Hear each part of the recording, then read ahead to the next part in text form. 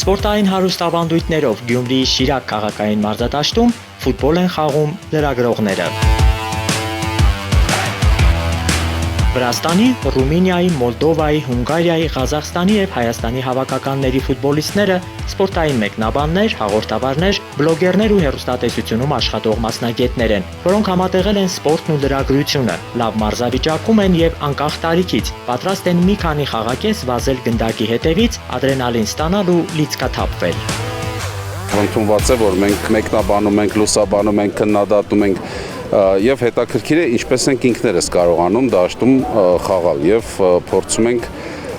նաեւ շատ ամուր կապեր ստեղծել, հարաբերություններ ստեղծել այլ երկրների ներկայացուցիչների հետ ու կարծում շատ անկերական մթնոլորտ է ստեղծվում։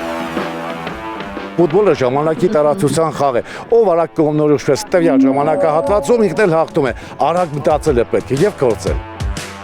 Ֆուտբոլի գեղեցկությունը եւ յուրահատկությունը այն է, որ բոլորը կարող են խաղալ ֆուտբոլ, երեխա ժամանակ, երբ դեռ իրենք մասնագիտություն չունեն, արդեն այդ ֆուտբոլային որակները եւ հոտառությունը, սերը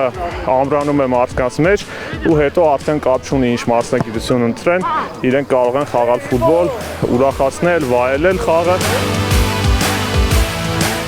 Լրագրողների ֆուտբոլային միջազգային մրցաշարը ժամանակին անցկացվել է նաև Ստեփանակերտում, հետո Կապանում ու Երևանում։ Մոլդովացի հեռուստամեկնաբան Ալեքսանդր Ֆորսեի թիմը նախորդ մրցաշարի հաղթողն է։ Այս անգամ ուժերը փորձում էին տանտերերի, գյումրեցիների հետ։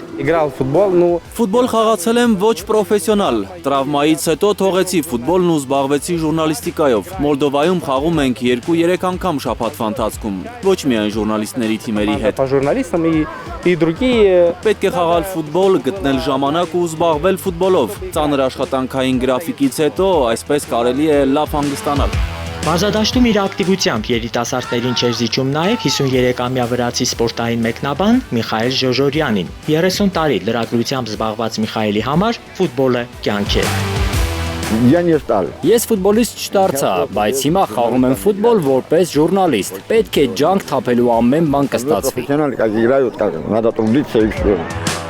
Թեպետ այս մրցաշարում թիմերը միմյանց հետ մրցում են 20 րոպեանոց խաղակեսերով, միևնույն է, լրագրողներն ապշեցնում են իրենց գեղեցիկ փոխանցումներով, տպավորիչ գոլային պահերով եւ ապացուցում, որ խոսափող պահելուց ու տեքստեր գրելուց զատ կարող են նաեւ հիանալի ֆուտբոլ խաղալ։ Մեսիջը է, որ լրագրողը միայն հարցազրույց վերցնողը չէ կամ նկարողը չէ, այլ նաեւ սպորտին անմիջապես օգուտ տվող անձ է եւ սատար է կանգնում եւ փորձում է ցույց տալ ֆուտբոլասերներին, որ կարելի է նաեւ նմանատիպ միջոցառումներով սպորտին վեր տանելու ճանապարհ ցույց տալ, ողջունելի է դա։ Եվ այս միջոցառումը Գյումրիում անցկացնելը ոչ միայն սպորտային, այլ նաև մշակութային, քանզի այդքան լրագրող, աշխարհի տարբեր ծայրերի ժամանած լրագրողներ պետք է ցույց տան մեր քաղաքը, մեր պատմամշակութային ժառանգությունը։ Հայաստանի լրագրողների հավաքականը շատ վաղուց նման մրցաշարերի մասնակցում է, սկզբում բրոնզե մեդալի անեծք ունենք, կարելի ասել, անընդհատ երրորդ տեղ էինք գրավում, բայց հետո բարելավեցինք արդյունքը, երկրորդ տեղ գրավեցինք, հետո նաև կարողացանք մի քանի անգամ հաղթել նման մրցաշարերում։ Այս մրցաշարին մասնակցության հայտ էր ներկայացրել նաև Իսրայելի լրագրողների թիմը, բայց թռիչքների չեղարկման պատճառով լրագրող ֆուտբոլիստները Հայաստան ժամանել չկարողացան։ Արդյունքները կամփոփվեն վաղը, երբ հաղթող թիմը կստանա Գյումրի 2025 գավաթը։ Ալեքսանդր Սարգսյան, Խաչատուր Գևորգյան, Սմբատ Ասլիկյան, Հայլուր։